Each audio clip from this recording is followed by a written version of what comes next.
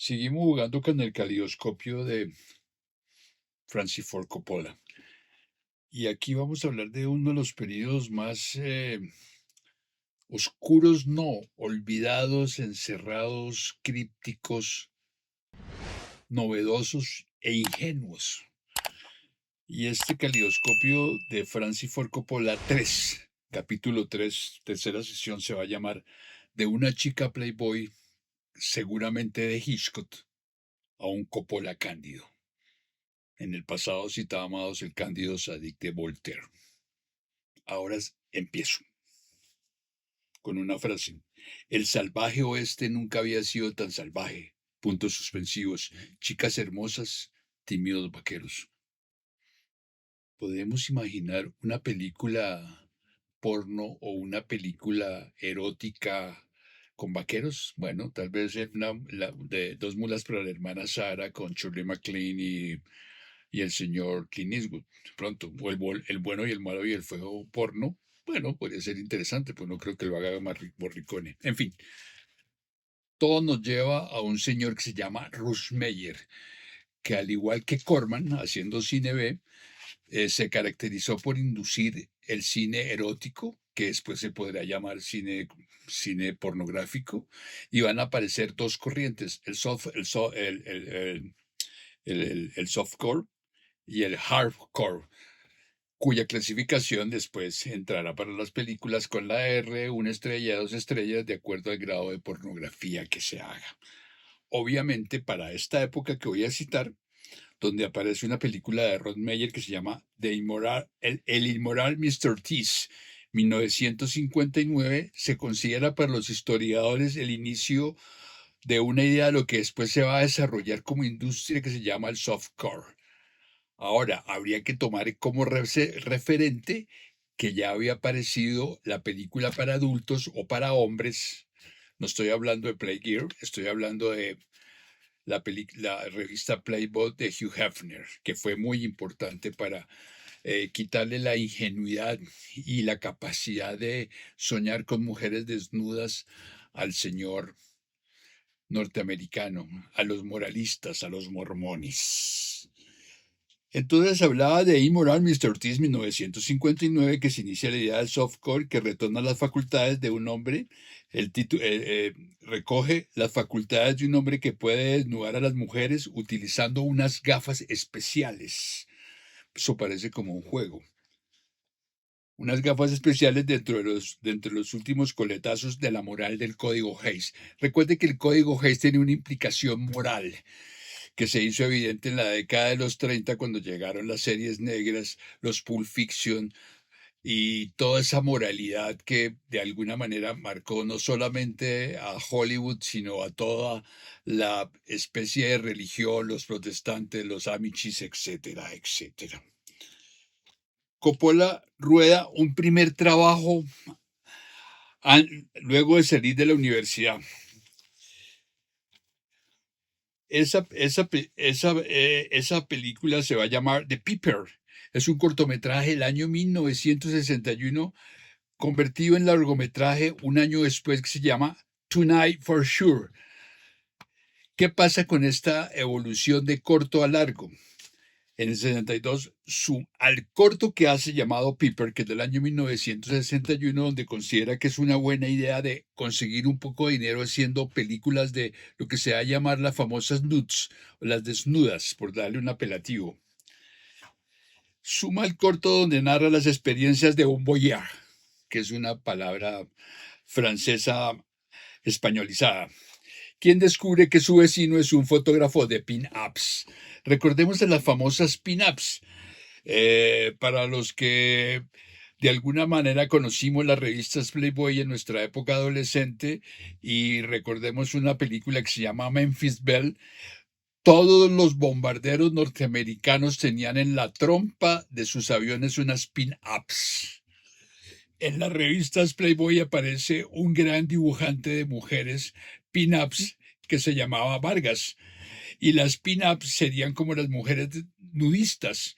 En ese sentido, no había una exposición total, una especie de desnudo total, sino simplemente mostraban sus pechos o sus senos, como ustedes los quieran definir.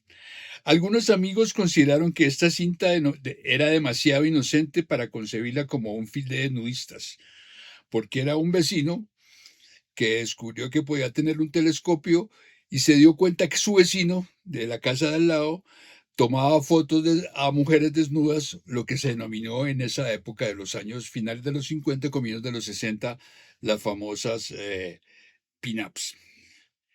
Ahora, surge algo bastante anacrónico en la historia del cine que he aprendido a descubrir gracias a ustedes, que se llama los western eróticos, que les enunciaba al comienzo de alguna manera jocosa. Entonces, surge la opción de quienes habían rodado western eróticos. Ya lo había logrado el señor Russ Meyer, del cual citábamos en el año 1959, Don Immoral Mr. T.S., y esta película se llama The Wild Gods of the Naked West, o sea, chicas salvajes del oeste desnudo. Y ahí hay una parte en la película, si la pueden ver, o fragmentos de la película, si la pueden ver ustedes en internet, en la cual hay una mujer desnuda y un tipo que la está besando, pero resulta que le aparece un contrincante detrás y le coloca sobre su nuca un revólver tan largo como un falo.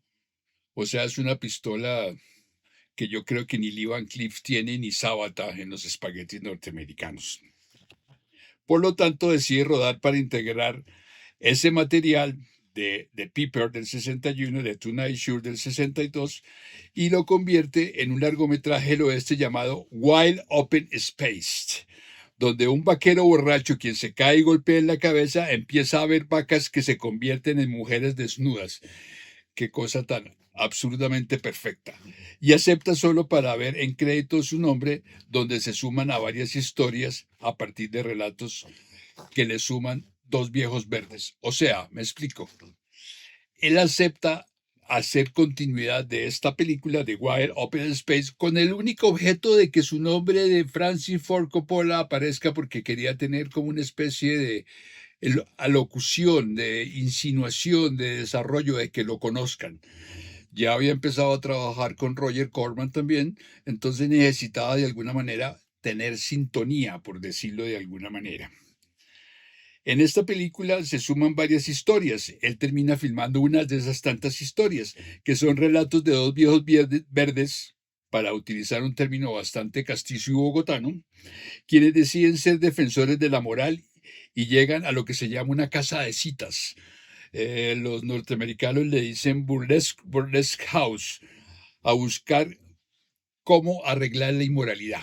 Es la Biblia convertida en erotismo. Y busca hacer esa serie de películas. Lo más particular es que Coppola siempre se le ha preguntado qué pasó con esas películas. Y en el año 1982, bajo el título de Tonight for Sure, con música de su padre, Carmine Coppola, quien no firma como Carmen, sino Carmen, se sacan una serie de películas al mercado. Y allí viene algo interesante, y aprovecho aquí este libro de la colección de cátedra de directores de Steph Rimbaud, donde hay una analogía bien interesante para completar lo que les estoy diciendo. Dice, se le pregunta alguna vez en una reunión, en una entrevista, a partir del Padrino 3 a Coppola, que dónde están esas películas, comillas, eróticas o pornográficas. Y dice, creo que la gente que posee una fuerte sexualidad no consigue representarla en la pantalla, mientras que a los andróginos les sucede lo contrario. Me he dado cuenta de que cuando abordo en la pantalla el terreno de los sentimientos y de la sexualidad, lo hago con tal carga de emoción que me vuelvo tímido y me inhibo, dice Coppola. Me parece que alguien menos implicado en estos problemas es capaz de hablar sobre ello a los actores con un mayor distanciamiento y relación con animarlos a vivir determinadas situaciones sexuales. En cambio, cuando yo le pido a una actriz que se quite la ropa, que en Megalópolis, si la han visto, se le acusó de que abusaba de alguna manera de las bailarinas en la fiesta, para aquellos que la hayan visto. Dice, yo le pido a una actriz que se quite la ropa, ella nota perfectamente que yo no soy neutro frente a ella, aunque no sea necesariamente desde un punto de vista sexual. Simplemente hago lo que toca. Francis Ford Coppola a Michelle Simon en Positive, número 262, diciembre del 82, a raíz de El Padrino. Pero aquí viene algo interesante que al comienzo de esta charla hablaba de la Playboy de Hitchcock, que no está comprobado, pero voy a citarlo. Aparece una bailarina de 15 años quien le dice a Coppola que tiene 15 y 16 años, que su padre la puede regañar, que por favor, que no permita que me quite el brasier, porque si llega a enterarse mi padre me regaña, etcétera. Y Coppola decentemente o ingenuamente decide que haga la toma con brasier. Y resulta que esta niña que decía que tenía 15 y 17 años, se había convertido desde que tenía 15 en una bailarina de topless, o sea, de desnudos. Era inglesa y se desarrolló durante una gira teatral por los Estados Unidos y fue descubierta nada menos que por el creador de Playboy, Hugh Hefner, quien la contrató para salir en su revista. En la primera aparición en 1958. Luego rodó una cinta con el gran padre del cine porno norteamericano Russ Meyer, que se llama The Immoral Mr. Tears, en el año 59, que ya la había citado, y una nueva aparición en Playboy, en la cual estuvo alrededor de 6 veces, apareció en la revista desde el año 1960, tiempo en el que rueda una cinta con desnudos llamado Macumbia Love. O sea, hace una alusión sobre la macumba, sobre el vudú, sobre Haití, donde resulta que la sacerdotisa recoge a unos extranjeros que es ella y los desnuda para que tengan actos sexuales para sacarse todos los demonios, etcétera, etcétera, que se hizo en el año 67. Y aquí viene un dato bien interesante que no sabía que existía. Tuvo una mínima aparición en una de las primeras películas de John Cassavetes, que actúa Gina Rowlands, que se llama Too Late Blues, del año 62. Continúa su trabajo y en 1939 la revista Playboy, en el año 1999, la ubicó en el puesto 30 de las mujeres sexuales más importantes de la revista. Entonces, imagínense todo lo que pasa. La mención publicitaria que se le hizo en torno a Coppola respecto a esos trabajos de películas eróticas no pornográficas se presentó con Tonight Show en el año 62, que es la reunión de todo esto que he nombrado antes. Un particular trabajo que se rodó con un metraje inicial de 79 minutos y una versión larga que sería la versión larga de Piper, que fue su corto de 12 minutos, cortometraje que dirigió al salir de la Universidad de California. De allí sus amigos le sugirieron que sacara fragmentos de allí y lo incorporara a otra película que estaban haciendo unos alemanes que se llamaría Western Boyer, que después se llamaría Wide Open Space, de aquel personaje que sufre el golpe en la cabeza. Pero lo más particular de esta actriz es que se llama, ya les digo el nombre, que se me estaba pasando, pero aquí la tengo en este libro que lo cita, todo el mundo lo cita de diferentes maneras. Aquí lo más particular de esta situación de esta actriz, que es Steve Rimbaud, gran crítico español, en el libro de Francis Ford Coppola, editorial Cátedra número 36 de la colección de directores, me pone a pensar de la siguiente manera.